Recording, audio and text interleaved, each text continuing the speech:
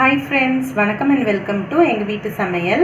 நம்ம இன்றைக்கி வந்து ரொம்ப ஈஸியான ரொம்ப டேஸ்டியான ஒரு லஞ்ச் பாக்ஸ் ரெசிபி தான் பார்க்க போகிறோம்.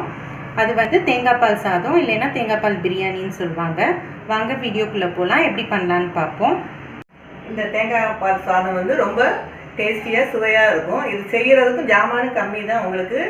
இது வந்து லஞ்ச் பாக்ஸ் ரெசிபியாகவும் நம்ம சின்ன பிள்ளைகளுக்கு செஞ்சு கொடுக்கலாம். இப்போ வந்து நம்ம ஒரு குக்கரில் பட்டர் ஆட் பண்ணிக்கலாம். நீங்கள் வந்து பட்டருக்கு பதில் நீங்கள் நெய்யும் ஆட் பண்ணிக்கலாம். இப்போ வந்து ஒரு 30 கிராம் அளவு நாங்கள் ஆட் பண்ணியிருக்கோம். கூட கொஞ்சோண்டு எண்ணெயும் சேர்த்துக்கோங்க.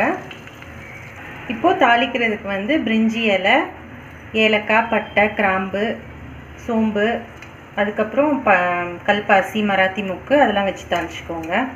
அப்புறம் கருவேப்பிலை சேர்த்துக்கோங்க, வெங்காயம் சேர்த்துக்கோங்க. இப்போ நாங்கள் வந்து 2 டம்ளர் அரிசி சேர்க்க போகிறோம், அதனால் 2 வெங்காயம் நாங்கள் சேர்த்துருக்கோம்.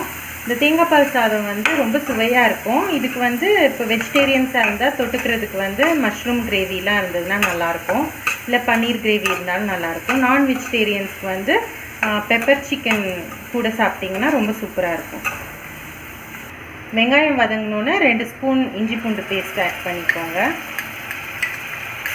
வந்து நல்லா வதக்கிக்கோங்க. இதுக்கு வந்து நம்ம மிளகாத்தூள்லாம் ஆட் பண்ண மாட்டோம். நம்ம வந்து பச்சை மிளகாய் மட்டும்தான் இதுக்கு காரம் தரும். அதனால் உங்கள் காரத்துக்கு ஏற்ற அளவுக்கு நீங்கள் ஆட் பண்ணிக்கோங்க.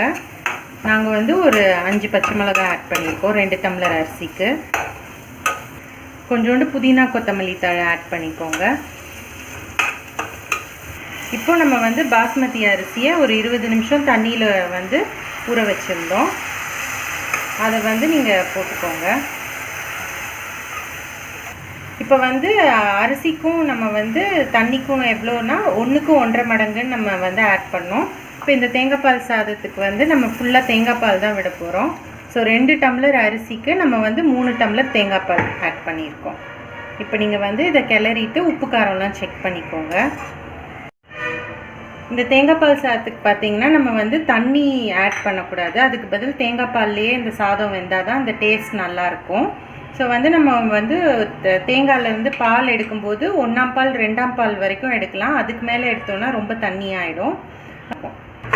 வந்து குக்கர் வச்சு நம்ம மூடிடலாம். மூடும்போது மேலே வெயிட் போடாதீங்க. நல்லா பிரிஸ்காக ஸ்டீம் வந்தோன்னே வெயிட் போடுங்க.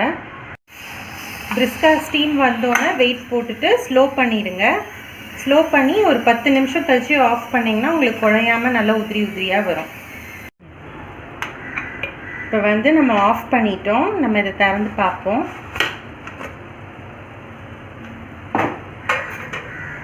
சூப்பராக நம்மளோட தேங்காய் பால் பிரியாணி ரெடி ஆயிடுச்சு. இதை கிளறி பார்ப்போம். பாருங்க, நல்லா பொல பொலன்னு வந்திருக்கு. உங்களுக்கு அடியிலையும் பிடிக்கல, நல்லா உதிரியாகவும் வந்திருக்கு. ஸோ இந்த டிப்ஸ் நீங்கள் ஃபாலோ பண்ணுங்கள். நீங்கள் வந்து பிரிஸ்காக ஸ்டீம் வந்தோன்னே வெயிட் வச்சுட்டு ஸ்லோவில் வச்சு ஒரு 10 மினிட்ஸ் கழித்து ஆஃப் பண்ணிங்கன்னா உங்களுக்கு வந்து சூப்பராக நல்லா வந்துடும். சுவையான தேங்காய் பால் சாதம் சூப்பராக தயாராகிடுச்சு. இதை வந்து நீங்கள் லஞ்ச் பாக்ஸுக்கு உங்களோட பசங்களுக்கு செஞ்சு கொடுக்கலாம்.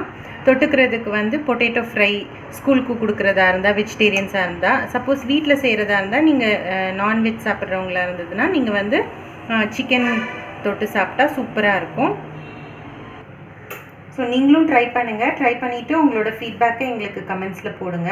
இந்த வீடியோ உங்களுக்கு பிடிச்சிருந்ததுன்னா லைக் பண்ணுங்கள், ஷேர் பண்ணுங்கள், சப்ஸ்கிரைப் பண்ணுங்கள். மறக்காமல் பெல் பட்டனையும் டேப் பண்ணுங்கள். அப்போ தான் எங்களோட ரெகுலர் அப்டேட்ஸ் உங்களுக்கு வந்து சேரும். தேங்க்யூ.